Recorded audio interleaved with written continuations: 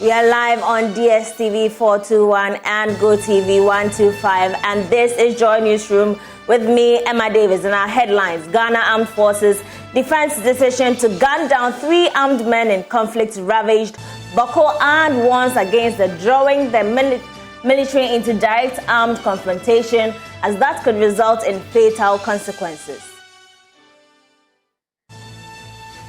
Experts describe government's imposition of 15% VAT on electricity consumption as a lazy approach to raising revenues for government business. We've allowed too many wrongs in this country. So if we can use electricity to mobilize money, these are easy sources by which government can get money. It's a lazy approach. Government should work hard. More as the Finance Minister Ken Ofori-Atta justifies the introduction of more taxes, adding Ghanaians will be fined. Regards to the taxes on electricity, that was some time ago, and it doesn't affect, sort of the lifeline tax people, and so I think we should be all right. These and many more coming your way with me, Emma Davis. Please stay.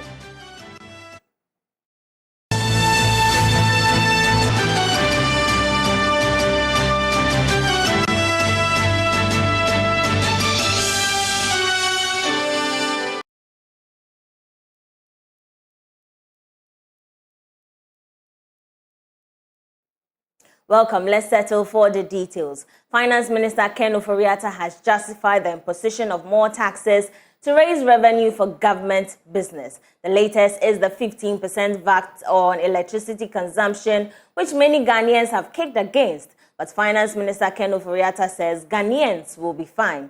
We will hear from the Finance Minister shortly. But first, let's listen to the Governor of the Bank of Ghana, Ernest Addison, explaining the taxes will not affect inflation. Of taxes on inflation, and to say that that is not necessarily the case, that taxes and inflation, if you look at it in a sense, it's a withdrawal of income that is going to those that are paying the taxes, and to the extent that it helps in the fiscal consolidation process, it should not necessarily lead to an increase in inflation. In fact, the Bank of Ghana would continue to manage the inflation side of the macro. And if you look at where we are with today's rate of inflation of 23%, we are probably even lower than the monetary policy consultation clause, the lower bound of that inflation. And we tried to explain to you why that was the case. We have seen the exchange rate perform rather strongly than initially envisaged. And we have also tried to explain that as partly due to the stronger reserve accumulation that we have seen because of the gold for reserves program.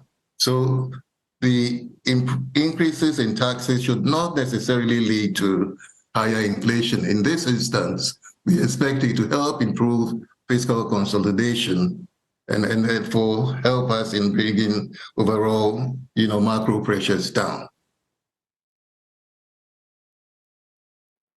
We can now hear from the Finance Minister Ken Ofori-Atta, who says Ghanaians will be fine with the taxes. Expenditure, and then the central bank continues to build its reserves. I think we are going to be fine. It's going to be flourishing and prosperous here. Thank you. Honorable Minister, the bit about the taxes bit. Okay, let's go. The governor was clear to you that it's not going to be inflationary. But more important, we have all sorts of tax reliefs that you don't want to talk about. And with regards to the taxes on electricity, that was some time ago, and it doesn't affect sort of the lifeline tax people. And so I think we should be all right. The emissions tax, as you know, is really 100 cedis a year. That's what we are worried about. 15% or 15% plus NHI and You want all of that analysis right now? No. I think we'll be okay. Yeah? Okay, it's okay.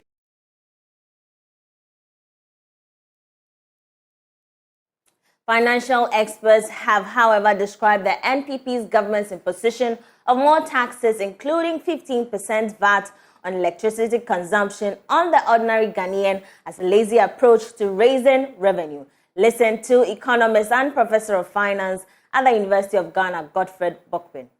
A country that has gone through a painful fiscal adjustment of higher taxes, expenditure rationalization, domestic debt exchange, the only viable way it could welcome its citizens into 2024 was to impose VAT on electricity consumption. Okay? And it's also an election year. The TUC is kicking against that. I support them. In fact, I'll be glad to join them if they want to demonstrate against this. I support them. I think Ghana, we have allowed too many wrongs in this country. But Prof, the wrongs have happened and we need a solution. And part of the solution is simply to mobilize money. So if we can use electricity to mobilize money, these are easy sources by which government can get money. It's a lazy approach. Government should work hard. Nobody is against raising more money. Look, who are we building this economy for? Are we not building it for Ghanaians? Are we not building it for Ghanaian private sector and businesses? What happens if by the time we achieve macroeconomic stability, half of Ghanaians have gone into poverty and have no way of reversing that? What economy is that? At the center of it all is people, businesses. So we are looking at the optimal way of raising revenue without compromising the ability of households to also meet their needs and private sector to also continue to remain competitive. These are the options. Ghana doesn't have an option. Okay. Nobody can tell us that the only way out is to impose more taxes as we have done. And Samson, let me tell you what is happening. Ghana has gotten to the zone of tax substitution. So the more we impose taxes, the real effect in scaling up our tax revenue to GDP ratio is not seen. This is a small open economy. We have more than 27 different tax handles. That is not the only thing. Samson, if since 2020 and the taxes we have imposed, if you estimate the compliance cost to the taxpayer is huge, configuring systems virtually every 6 months, there is no predictability. Look, the banking sector, they spend millions of dollars to configure their system to allow the charging of e-levy. Check the manufacturing sector. They pay so much and disruption to their production line just to fix a tax stamp or something. Okay, virtually every 6 months, there's some level of disruption to planning, to production process. This is. Look, let me tell you something. My considered view is that what Ghana is doing is not taxation. This is a state-sponsored robbery. This is robbery that leaves the citizens financially repressed. It should not be accepted. Professor Bokpin, meanwhile, says the second tranche of the $600 million released by the IMF to Ghana will not have any positive impact on the ordinary Ghanaian. The price or the cost to ordinary Ghanaians, as you have mentioned, and in many cases, are poorly reflected in the IMF's own assessment of how their program is going. Because if you look at the targets that the IMF is celebrating together with government, it really has no space for this person who is suffering. Typically has no space for the pensioner who picketed or whatever last year and all of that. But that is also consistent with the pathway to restoring macroeconomic stability. The understanding is that when you mess up your economy, as we did, and there's no dispute about that now, because the IMF report has also confirmed that Ghana's vulnerabilities pre-existed even before, in other words, before COVID. COVID only magnified it and demonstrated how weak in terms of economic resilience we were in the run-up to COVID and Russia, Ukraine conflict and the rest of it. So that is largely consistent. So, but if you look at, we will say it's also positive news because the country had gotten to its wit's end. the only way out was to reach out to the IMF. So it would be quite disastrous for Ghana to say that, or to receive the news that even under an IMF program, we are not doing well. That would just heighten the uncertainty. But to the extent that the delays in the approval of the first review, it should have been done latest by the 1st November 2023. And we had to wait all this while. And 32 million people or so, all that we're doing was to wait for IMF board approval for $600 million. But of course, we also do know that with that board approval, it also unlocks other funding from the World Bank. I think about $550 million, $250 million of that will go to support the setting up of the Financial Stability Fund. And then the $330 million or so, $300 million or so will go to budgetary support. So that is good news in terms of an important breakthrough for us. But is that sufficient? Is that enough? And the answer obviously is no. Is this manifesting in improved standards of living for the ordinary Ghanaian? Again, the answer is no. Can the ordinary Ghanaian identify with the flamboyant statement of the IMF, the mission chief, about how well the program is doing? The answer is no. The reason is that we are not yet done in terms of the corrective, painful adjustment that is earmarked for Ghana under the program in order to restore macroeconomic stability. Political risk analyst Dr. Thiwe Champong says it will be far-fetched to assume that the economy is recovering just on the basis that inflation has gone down. Dr. Champong believes the recent downward trend in inflation in recent months does not depict a resilient economy, adding that the IMF fund will not automatically move Ghana out of its economic woes. We cannot assume that when you have some relative macroeconomic stability with inflation coming down relatively, your exchange rate being relatively stable, then that necessarily means that you are turned the corner or you even have a resilient economy, because it is yet to translate into the micro level. And you look at the cost of doing business.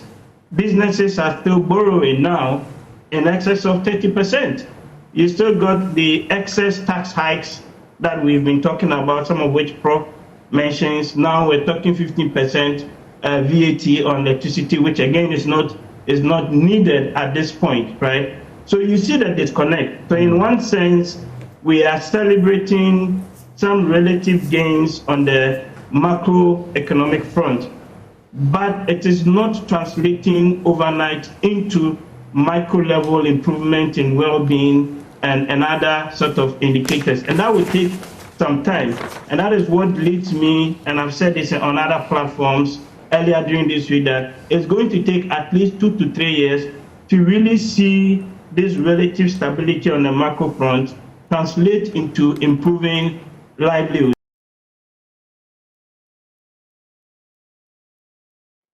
Now, the Trades Union Congress, Africa Center for Energy Policy, and other civil society organizations are urging government to block revenue leakages in the power distribution sector if it wants to generate additional revenue through its new 15% VAT on electricity consumption for residential purposes.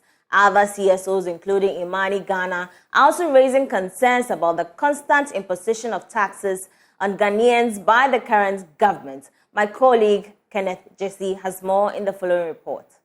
The Finance Minister, Kenneth Ofori-Atta, in a letter directed the Electricity Company of Ghana and the Northern Electricity Distribution Company to apply the VAT to residential customers exceeding the maximum consumption level for lifeline units. The move has since been met with stiff opposition from CSOs, interest groups, and the general public. Founder of Imani Africa, Franklin Kujo, further suggested that the actual impact of the new VAT tariff on electricity would be a 21.9% increase rather than the advertised comprised 15%, while the Secretary General of the Trades Union Congress, Dr. Yao Ban, said his outfit would resist the imposition of 15% VAT on electricity tariffs for residential consumers. The Executive Director of the Chamber of Petroleum Consumers, Duncan Amwa, has also voiced his concern on the issue, stressing that the measure was avoidable if efforts were put in place to cut transmission losses and reduce revenue losses pertaining to the ECG. This measure, according to government, is part of its COVID-19 recovery program, aiming to generate additional revenue. You're watching Joy Newsroom with me, Emma Davis. We'll take a quick break. We'll be right back.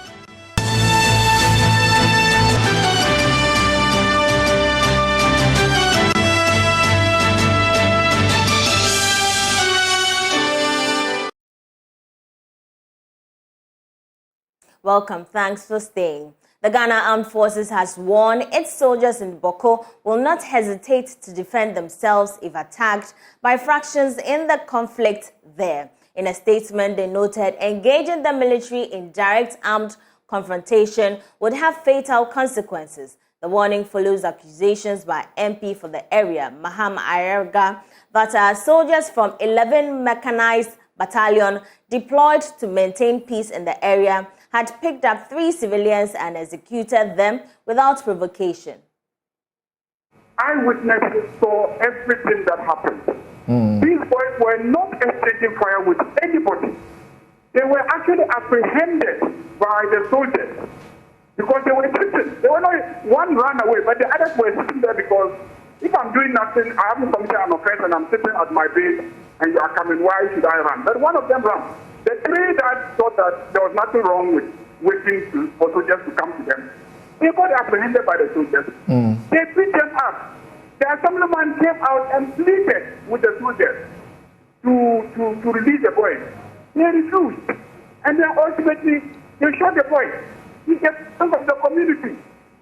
So when soldiers do that, you expect them to now come and tell you empty that, oh, no, we just beat them up, they annoyed us, and then we started to shoot them. Don't forget that these same soldiers, last year, they went and shot about 7 young men. Yeah. When I took them on, they issued a statement saying that they neutralized those people. I took the matter to Shrine. Last month, Shrine wrote back to me saying that the soldiers denied killing anybody on that day at that community. So clearly, they would deny. But let's to the community to find out exactly what happened. Yeah, but Shrad cannot stop. Shrad cannot stop at listening to the soldiers and say, since they've denied, that's the end of it. Because it is investigating. I'm just telling you the attitude. All right. Give me the attitude that they will deny. Even when they have committed the offense. Even in this instance where they publicly admitted, they said they neutralized, they used the word neutralize. And you heard the MP also saying that they said, oh, they neutralized young men who were engaged in the exchanges with them. There's no young man in Boku who just face soldiers and be engaged in gunfire exchanges with soldiers. No young man will do that. Because these are professionals. They know how to shoot better than you. So the boys don't engage the soldiers. They don't. It is a lie. But don't you think that you may be assuming too much when you say no young man, with such, completeness, particularly where we are told again about how even, is it a bomb or so was planted by ordinary people in the same area. So some young men may be capable of doing what you may not be able to imagine. Let me tell you something. If the young men engage the soldiers, I will know. And I'm telling you that they did not engage the soldiers. I will know. And I will not go public and attack the military when I know that the boys are wrong. I've not done that before. Okay. But when they are wrong, the soldiers are wrong, we need to face them and let them know that they are wrong. Right. We need them there. We have called for reinforcement. We've called for the military to be brought there, and they have been brought there in response to our own plea. But then, you should not also become the problem. That is my concern. I'm not against the soldiers. Right. But I also will not allow the soldiers to just assume that when they get frustrated, then they should, unleash mayhem on the young people.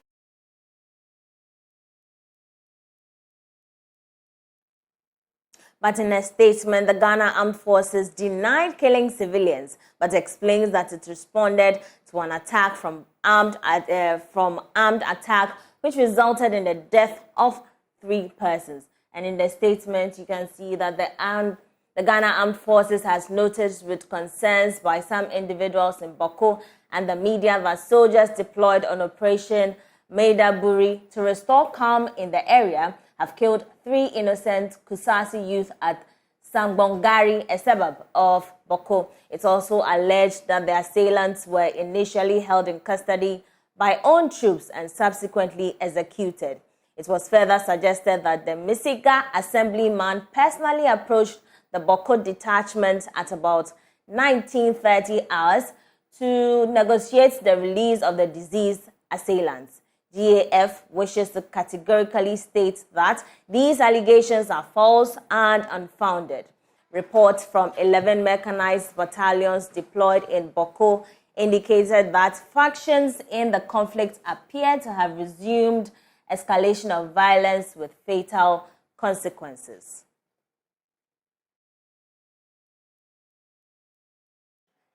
Now joining me via phone is my colleague with the research desk, Kofi. Kofi, let's start with the military's overview of the renewed violence in the area. Right, Emma, just like you said, this is a report from the 11 Mechanized Battalion deployed in Boku to indicate that factions to the conflict actually appears to have resumed escalation of violence with fatal consequences. So we start with on the 9th of February, Friday, 12 January, and early hours of Saturday, 13 January 2024, there were some sporadic, gunshots were heard at news stations, and then you have the Daduri and then Mazima. On Wednesday, 17 January 2024, at about 1:20 p.m., unknown gunmen attacked members of a public behind Boku Divisional Police Station, killing 2 victims and injuring 4 others. And we also have that the deceased victims were of the Mampusi and Moshi tribe, while the other victims with various degrees of injuries were of the Bisa and then the Basunga and Krushi descent. On the same day, at about 8 p.m., an unknown assailant murdered one Azuma Al-Hassan, a 47-year-old Kusasi professor at Sokabisi, Bogatanga. This sparked sporadic gunshot at Boku later at that night. We also have, it further went ahead to say that on Thursday, 18 January 2024, at about 4:30 a.m., unknown gunmen hiding in the valley fired at own troops. Here we are referring to the Ghana Armed Forces troops positioned at Avengo.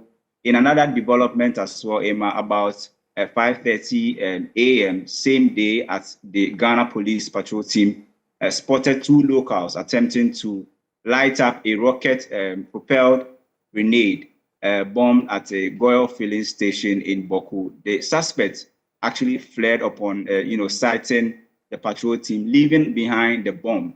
And Ghana Police, the police service retrieved their unexploded ordnance and handed it over to SAME for some sort of, safety. And they went ahead to say that it is worth mentioning that about 8:30 p.m., same day, Emma, own troops here, the Ghana Armed Forces, conducted a night, foot patrol around Hassania School at Sabonguri, were fired upon by 4 gunmen. This is the latest that we are learning, that the troops returned fire, spontaneously, neutralizing 3 of the assailants.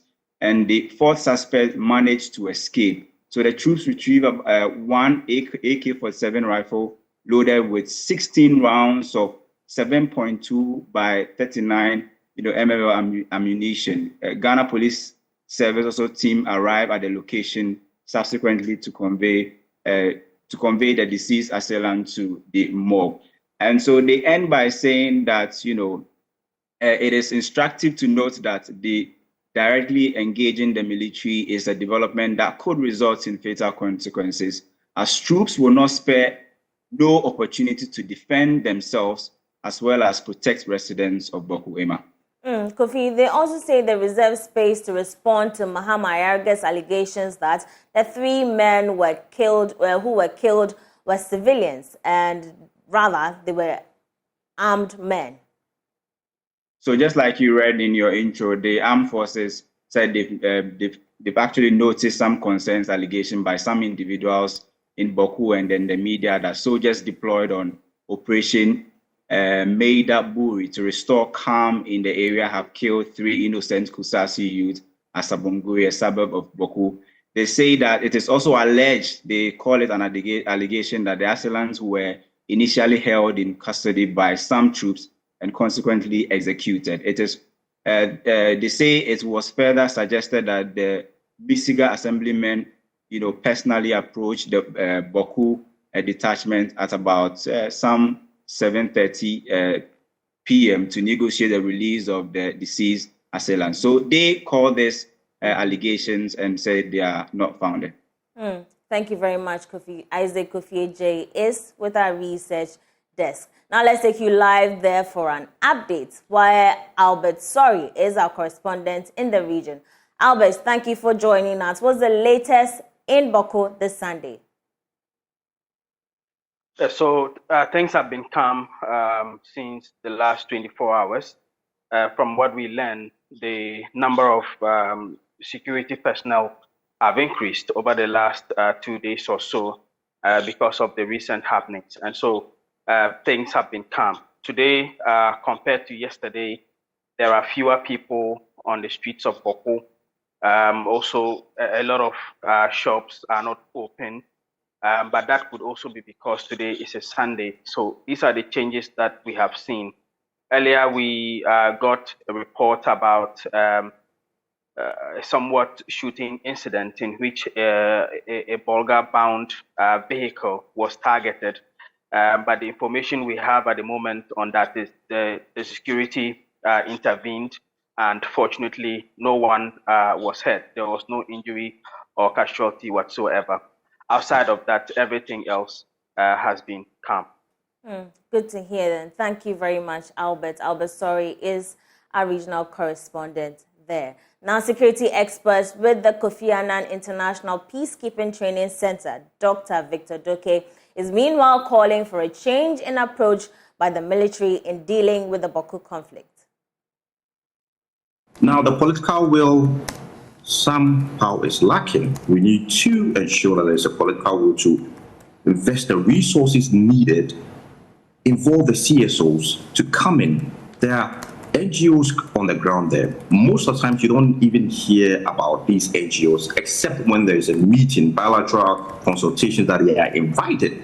But when you go to the ground, you need these NGOs to also be part of you to ensure your engagement with the community is there. We don't have the sustained engagement going in.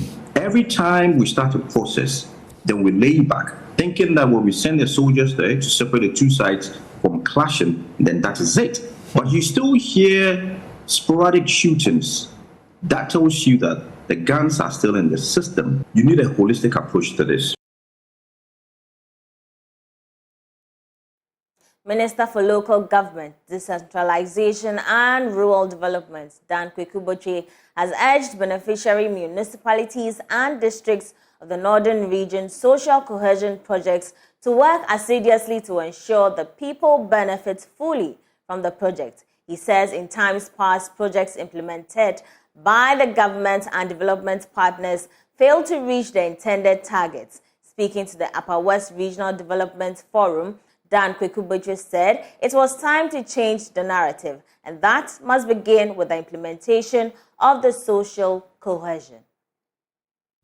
Government of Ghana contracted a loan facility of $150 million to implement the Gulf of Guinea Northern Region Social Cohesion (SOCO) project. It is aimed at contributing to the prevention of conflict spillover from Sahelian countries by improving the social and economic resilience of the targeted northern regions in the Gulf of Guinea countries comprising of Ghana, Benin, Cote d'Ivoire, and Togo. Under the project, 48 municipal and districts in the northern Gulf of the country are benefiting from the credit facility. All 11 municipal and districts in the Upper West region are benefiting from the project. Speaking at the Upper West Regional Development Forum on the SOCO project, Minister for Local Government, Decentralization and Rural Development, Dan Boku, disclosed that the Upper West region benefited from 127 sub-projects in the first phase of the project, amounting to 48 million Ghana cedis.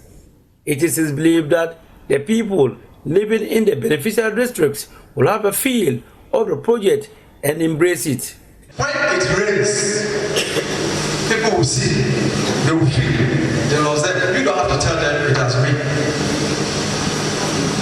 So if our programs and the projects we are implementing benefit the people will know, they will feel it.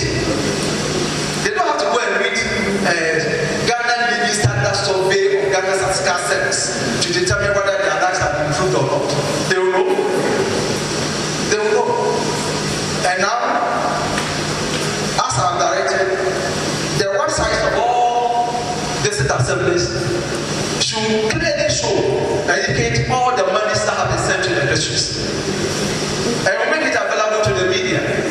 Dan Boku, however, expressed worry over the litany of projects that were implemented in the northern Gulf of the country in the past who failed to yield the desired results.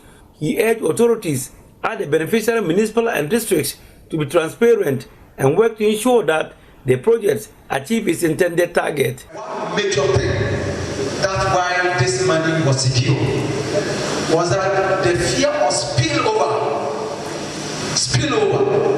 of the conflict, the violence, the extremism, and people become very susceptible when their living conditions are not improved. Hence, this resource started being made available. And so we have programs targeted at the youth, where the youth will meet and discuss things. They will create the avenue and the forum for them to do that. I have observed, and I'm very satisfied with that through some of this implementation, I saw some community games and programs, football and other games being organized through this initiative of SOCO. So apart from fiscal development, all other projects and other strategies are being made to make sure that there's social cohesion, so that it will be difficult for people to infiltrate and spread some of these extremist ideas to us.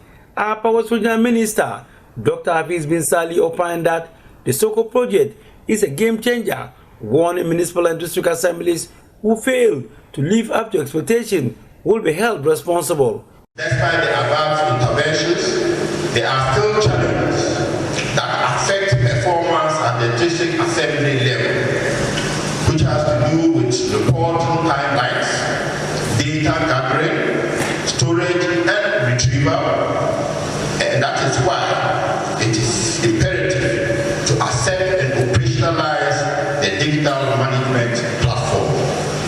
The Regional Coordinating Council will continue to monitor district assemblies in the implementation of programs and projects and shall hold any assembly that fails to live up to expectation responsible.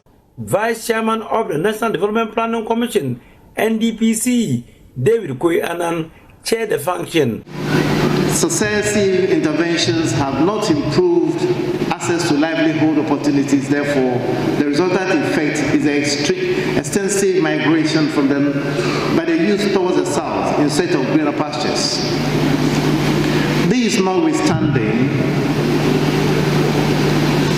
have made in the past by government, development partners, and non-governmental organizations. However, the impact of these interventions have been hindered by the lack of coordination and fragmented approach towards implementation of the programs. Reporting for Joy News, Rafik Salam. Wow. Now let's stay a little longer in Wa as work on the construction of an ultra-modern office complex for the municipality's health insurance scheme is moving steadily following its commencement a few weeks ago. The office complex construction was started following a request by the WA overlord, Naf Hussein Saidu Pelpio IV, to the CEO of the National Health Insurance Authority. It is aimed at reducing congestion at the WA Municipal Health Insurance Scheme. Joy News' Upper West Regional Correspondent Rafiq Salam reports again. Since the introduction of the National Health Insurance Scheme, one major issue which the managers of the scheme in the WA municipality has been challenged with is the issue of appropriate and required structure to take care of the sea of clients that comes in for their service. Officials of the scheme and the clients compete for a little space in this old, jaded and dilapidated structure. It was even worse during rainy days, as the clients sometimes bear the brunt of the rain standing outside. While Central Member of Parliament Dr. Rosita Sempelepu, in an attempt to address the overcrowding, constructed this makeshift shade where the clients can sit to wait for their turn. Not satisfied with the state of the office, the overlord of the Wala state, Naf Hussein Saidu IV, during a recent visit to his palace by the Chief Executive Officer of the National Health Insurance Authority, Dr. Bernard Okoboy, expressed worry about the state of the office and appealed to the latter to get them a befitting office for the scheme in the municipality. Dr. Okoboy yielded to his request and pledged to put up an ultra-modern office for them. Work for the construction of the office complex was awarded to an Accra-based construction firm, Mosi Ghana Limited, and has since started work. The world overlord, Naf Hussein Saidu IV, made a surprise visit to the site to see the extent of work done so far. It was conducted around the site by the project manager of Mosi Ghana Limited, Suleiman Salifu. In fact, since the work started, I've spent about almost, let's say, this is my third week in terms of effective works. Though we're having challenge with the lands and other things around, but all the same, we're able to catch up with the time. So I think it's a very great honor to be here with you today, this evening. And I wish that I could have explained the whole lot around, but unfortunately we are doing the fillings now, but now you cannot see the rooms that we are to put on. There's a whole lot of facilities. It's about 15 complex rooms. Yeah, about 15 rooms with a conference hall where we attend to the customers, and then what do you call it? Other washrooms, as a general other things within. Yeah. Vice President of the Wala State and Paramount Chief of the Boha Traditional Area, Na Ali Saidu Yolamana, speaks for the Wala overlord. The contractor, we are patting heavily on the back, on the shoulder.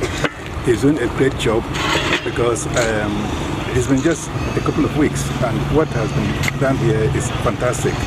We want to take this opportunity to thank the Chief Executive of National Health Insurance for the project, because he paid the overlord a visit, and the overlord requested for the accommodation for the National Health Insurance for the municipality. He promised that he would try to get us one, and shortly after he returned to Accra, lo and behold, we saw a contractor and a consultant come in to request for the piece of land to start the project. So we are very grateful to him. We thank him very much, and we hope that. And of course, he also requested, the overlord also requested for computers. Those took the lead and came. We are happy for all of them, and we thank the Chief Executive very much for this, the provision of the tool. The Mosi Ghana Limited project manager was excited about the surprise visit of the Wala overlord and pledged to finish the project by the 9th month of the year. You have taken it upon all you to come and visit us. Even all the time the workers come here, people come from the Chief Palace to see what we are doing, and yourself have come to see us. In fact, it's a very great honor. We know you have the town as such, even the country in general. So this is really a surprise visit. In fact, you assure the people of Upper West Inshallah. Inshallah, I'll build that. Quality work. Quality work. You can see it yourself. Yes, I can move here with my chest up in terms of quality. Yeah. So I think for now, that's what I have to say. Though the visit just came as impromptu. And reporting for Joy News, Rafiq Salam. Wow. Now, hundreds of residents in Phil in the Bongo district of the Upper East region have received free medical screening and treatment for various ailments from the BLC Guritaba Social Club, a group of professionals doing charity work to help society. Together with MP for Bongo Edward Bauer, the club earmarked or embarked on the medical outreach and donated some medical supplies to help those who could not afford the cost of medical bills. Correspondent Albert Sori has more. The BLC's Guritaba Social Club is a group of professionals in various fields who have come together to provide developmental interventions for communities. It started as a group of schoolmates who regularly came together for socialization purposes. But 20 years on, and now with 51 members working in various fields within and outside the country, the vision of the club has broadened. The members, including the MP for Bongo, Edward Bauer, are now committed to harnessing their various professions to help communities, especially the less privileged. The cardinal, reason why the group was formed was also to give back to society. And in giving back to society, the aim is to look at deprived communities and to provide some kind of support in terms of development in the area of education, development in the area of health. This is a group of individuals or professionals who share a common identity. We grew up together in these communities, and we decided that it was good to form a club where we can share our expertise with the community, share our ideals with the community, so that the young ones who are growing up can emulate what some of us went through and became who we are today. Today we are here on a medical outreach, which is organized by a group of the medical doctors and other staff who are within the group. This medical outreach was organized at Phil in the Bongo district to provide medical care for the people, especially those who were unable to afford medical bills. 5 doctors who are members of the BLC's Guritaba Social Club attended to patients with various medical conditions. The medical director of the Upper West Regional Hospital, Dr. Robert Amisia, who is also a member of the club, was part of the medical team for the outreach. People are very enthusiastic. Some people had chronic illnesses that they had kept for a long time. Some actually were willing to go elsewhere for care, but they made quite a number of attempts and didn't succeed. We saw a number of cases. Some were orthopedic complications, some pediatric congenital complications. The team had a pediatric surgeon, we had a pediatrician and orthopedic surgeon. So those who were even willing to go elsewhere and didn't know who to contact, now they have an easy way to go to higher levels like the regional hospital in Bolga. Those that we could manage, we have managed them. The chief and people of Phil said the medical outreach was a great intervention for their community. They have come, they have assisted my community. I myself, I did not even know that my BP was high. So I have to lie down for a while, they give me medicine, and now it has come down a lot. So I'm very grateful.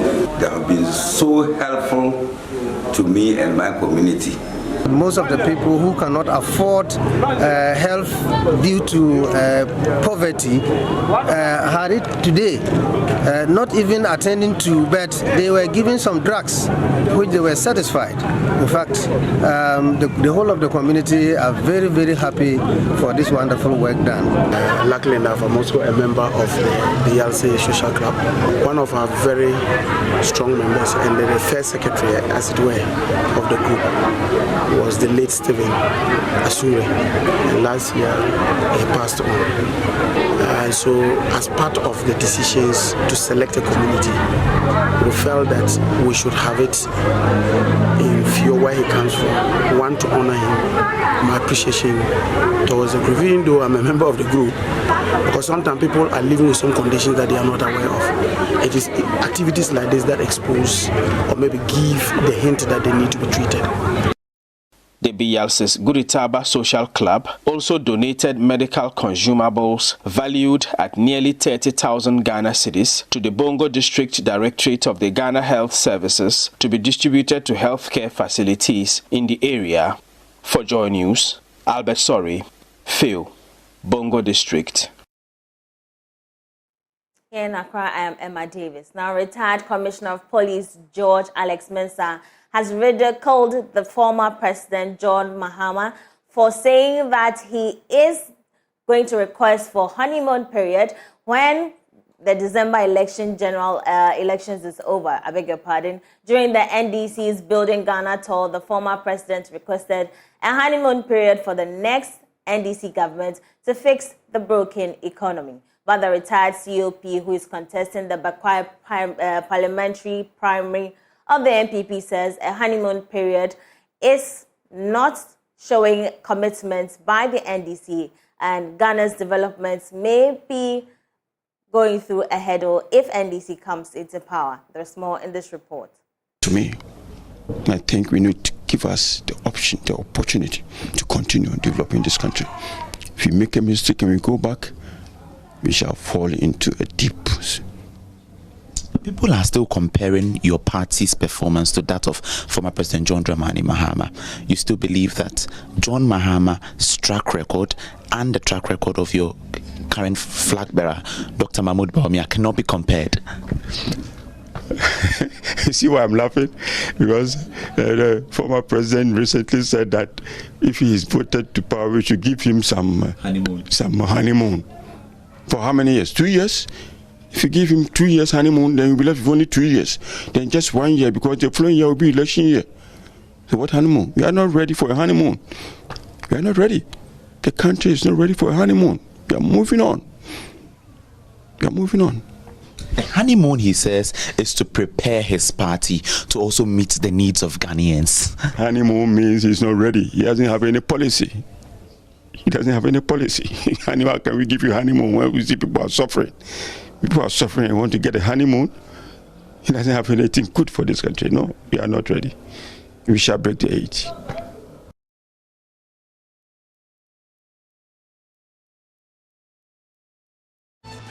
We take a quick break. We'll come back with some business news. Please stay.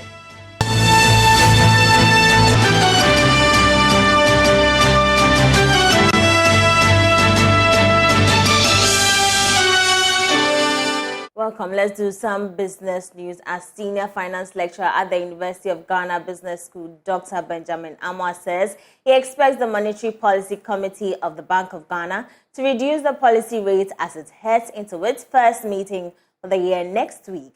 The business community has called for a reduction in the policy rate, citing inflation decline, but some analysts have cautioned against any knee-jerk reaction. However, Dr. Amwa says the decline in inflation should send a positive signal for the policy rate to be eased. He spoke to my colleague Jesse Agbako, who also asked him about Fitch Solutions' projection of the policy rate reaching 22% by the end of the year.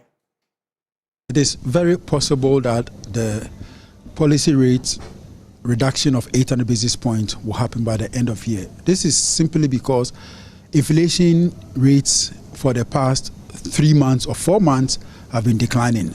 And if you look at the factors that influences the policy rate, inflation is a major factor. So with the economy turning around and inflation rate declining, it will go a long way to reduce the MPC rate. We should not also forget that once the MPC rate reduces, the Ghana reference rate will also see some reductions, because the MPC rate is about 40% in the weightings that goes into the Ghana reference rate. When that happens, loan rates, all being equal, will also decline accordingly going forward.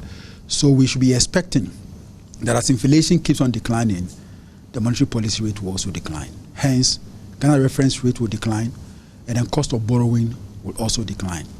Generally, what would that mean for the economy, talking about the real sector? Okay, so for the economy, once you have MPC rate declining, Ghana reference rate will decline. Banks will have to readjust their rate on loans downwards, and the cost of funds will be cheaper going forward than it is currently. What it means is that businessmen and women who source for loans from banks can fall on the banks to request for loan facilities, and they can expand and do more good business. Once they are doing more good business, they are likely to employ more hands.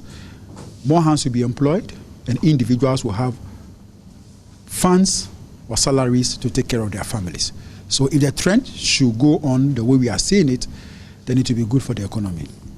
The MPC meeting by the central bank will take place next week, and with inflation coming down in December, what are your projections? Okay, with the rates and how the inflation rates have been declining, it is very possible that the Monetary Policy Committee will reduce the MPC rate. We have gone through 3 successive declines in inflation, and that should inform the Monetary Policy Committee to be sure and be confident that rates within the economy or price levels are declining. Before we go, a sports story, as Ghana will play Mozambique tomorrow in a make-or-break encounter in their last group game at the ongoing Africa Cup of Nations. Defeat to Black Stars could end their campaign in Ivory Coast. Ahead of the game, football fans have been speaking to my colleague, Kenneth Jesse, about their expectation of the senior national team. Defeat to Mozambique tomorrow means the Black Stars will definitely be out of the Africa Cup of Nations in Ivory Coast, unless results from the other teams in the group go our way. We're in Nima, the birthplace of the poster boy of Black Stars, Mohamed Kudus, to ask football fans what they think the chances of Black Stars are ahead of the game against Mozambique. You'll have Enjoy News. Do you think the Black Stars can beat Mozambique tomorrow and qualify? Inshallah, for sure, if the coach did the right thing by putting in the right players at the right positions.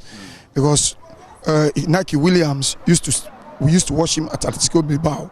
He used to strike from the wings, but now we are seeing a different things altogether. And you see, this player, Richard Lamptey, even though he's a local player, I think is better, far better than some of the so-called professional players. You should give him a chance. He can give us results. Doing the right thing, we are going to beat Mozambique, inshallah, tomorrow. Right. Let me ask you, what did you think of the last match that we played? How did you think of our performance against Egypt? It was a much improved game. For me, they did solved very well. In fact, the whole team came to the party. Right. Every single player came to the party. They were all good. I think they are just that there were no chances that were created. Like he mentioned about Inaki Williams. Inaki Williams is a very good player who needs the services of a very good ball passer. The likes of ACN, Wakasu, and it appears we don't have those type of players in our midfield. So you find out that Inaki Williams will do all the runs and comes back. Nobody fits him with the passes. Yeah. Even Asamoah Gyan would have suffered with such a team. So what do you think we should do against Mozambique so that we can beat them? So we need a supplier, somebody who can feed the strikers, you understand, create the chances. Our last game against Egypt, the chances didn't come. It was just some small opportunities Muntari made very good use of. But we needed to create at least 4 or 5 chances and get 2 inside. And I'm very hopeful that the next game we will win, no matter what. Ghana is qualifying by the grace of God. Well, we wish the Black Stars luck tomorrow. And that'll be all for Joy Newsroom with me, Emma Davis. For more news, do log on to myjoyonline.com. But up next is the law, and you'd like to tune in because the topic being discussed is why side chicks lose in court. Please stay.